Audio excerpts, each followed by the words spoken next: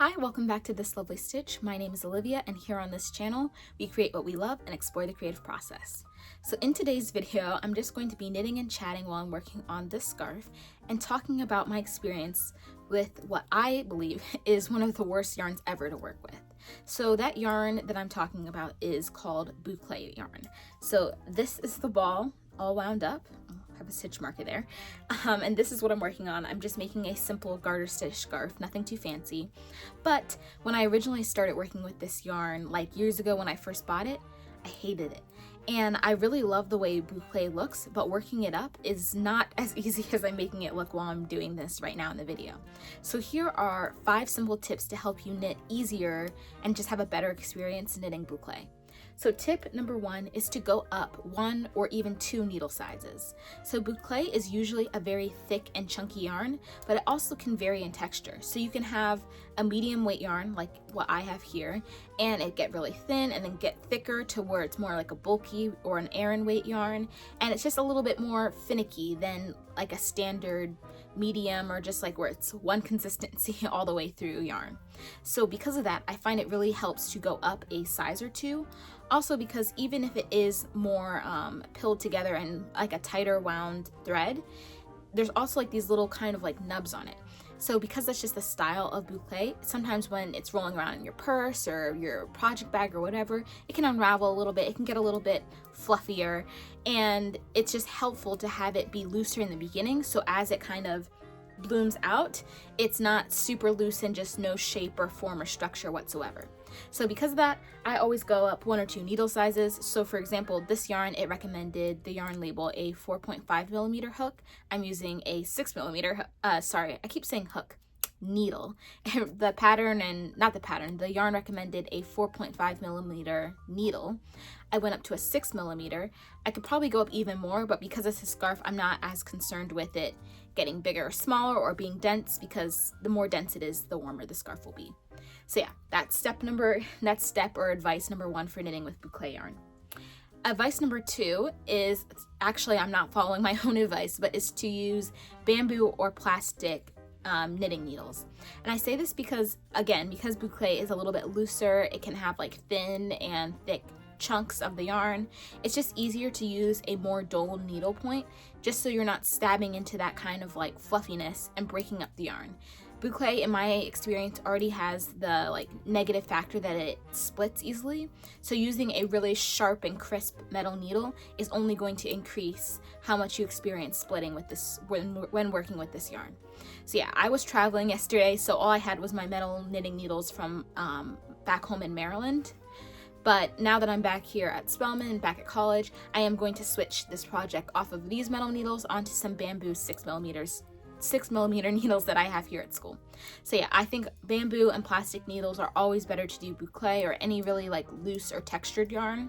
Usually I'm a metal knitting needle girl all the way through, and I really only use my metal circular knitting needles. But this is one of the few times I make an exception where I must use bamboo or plastic needles or very, very, very, very dull metal knitting needles to not drive myself insane working on a Bouclé project. So advice number 4 is to use a simple stitch.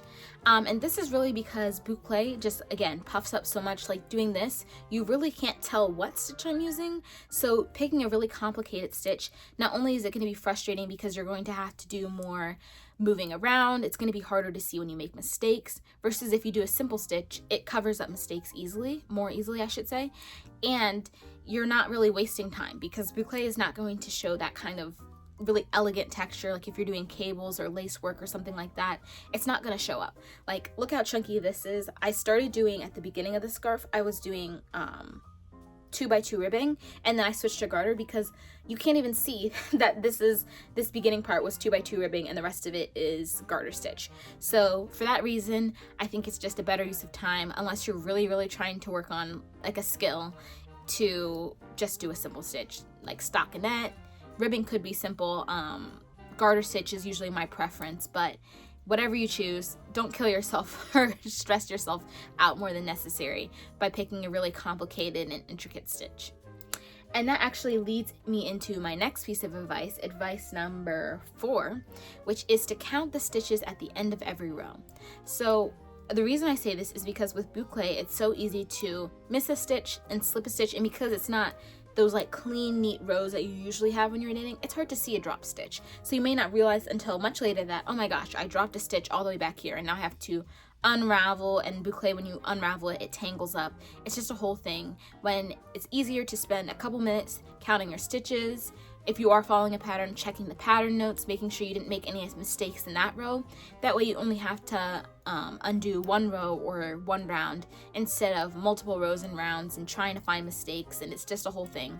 So simple stitch, and even if you do a simple stitch, try to check every round if you're following the pattern. Like even here, I always like pull it out a little bit just to see what I'm doing, if I'm making mistakes, if I'm dropping stitches, etc., etc. Just because the yarn is so fluffy, it's easy to accidentally knit 2 stitches together. It's easy to slip a stitch and it's unraveling before your eyes and you don't even realize it until way later. So yeah, that's advice number 4. Advice number 5 is to knit English style to avoid yarn splitting. So I am usually an English knitter. I don't really knit continental unless I'm really trying to finish a project quickly, just because it kind of gives me hand cramps, and for me it's not comfortable. But I also know some people love knitting continental and they knit everything continental. But this is one of the, usually I'm for, do whatever method works best for you, whatever makes you feel most comfortable. But this is one instance where I think my way is better and you should do English style, just because with continental, you're working very fast and you're not really like manually pulling the yarn through. You're kind of using your finger to flick the yarn over the hook. I'm not explaining this great, but that's pretty much how you knit continental style. So doing that when a yarn is already kind of changing textures, very prone to splitting, very loosely loosely spun together, it's just more difficult in my experience. So knitting continental, unless you're, I think knitting continental is fine, don't get me wrong, but bouclé is usually not a good choice if you're trying to make a really fast project, because it's just more time consuming, it's harder to work with. I love bouclé, but knitting continental with bouclé is definitely a no for me. So yeah, that's just my advice. I think knitting English style, gives you more control. It makes mistakes less prone to happen. Even though generally speaking continental is faster, it's not going to be faster if you're making mistakes and you have to keep going back and keep fixing things because yarn is splitting and creating like just kind of ugly pattern variances and whatnot. So yeah, English style is the way to go for bouclé in my experience. The next and last piece of advice actually is to wind your bouclé into a ball and not to do center pull. So usually I love center pull. Like sometimes there's been times I've gone to Michael's and the reason I don't get a yarn is simply because there's no center pull. It makes it so much easier for me. I always have like yarn in my tote bag or whatever. It's easier to work on projects in the go when it's center pull because it's just so easy. But for bouclé, that is not the case because you get that yarn barf, and because it's so fuzzy, like I'm trying to see if I can show you up close. It's so fuzzy that undoing tangles gets very difficult because you can't see where the tangle starts and ends. You can't really separate the strands, like one strand from another, the splitting, all of those reasons. I think it's always easier just to wind it up into a ball. So you can see this, it came in a center pull, but I don't have an original photo, and I wound it into a ball. And it just makes it so much easier because you don't have to worry about detangling yarn as you're working on your project. So yes, that is my last piece of advice. If you enjoyed this video, make sure to like, comment, subscribe, and hit the notification bell so you won't miss every time I post a new video. I post videos every weekday, so you don't want to miss out. Comment down below if you've used bouclé yarn. I don't want this video just to be hating on bouclé yarn because I really do like it. Like, I'm making a whole scarf for myself using bouclé yarn, so obviously I think it's worth the effort, but it is, in my experience, more difficult than some other yarns to work with. So yeah, also comment down below, have you used bouclé yarn? What's your experience? And in your opinion, what is the worst type of yarn to work with? For me, it's definitely bouclé, but I've also heard people say mohair is difficult. So maybe I'll have to try mohair to see how it compares to bouclé. So anyway, thanks for watching, and I will see you later. Bye-bye.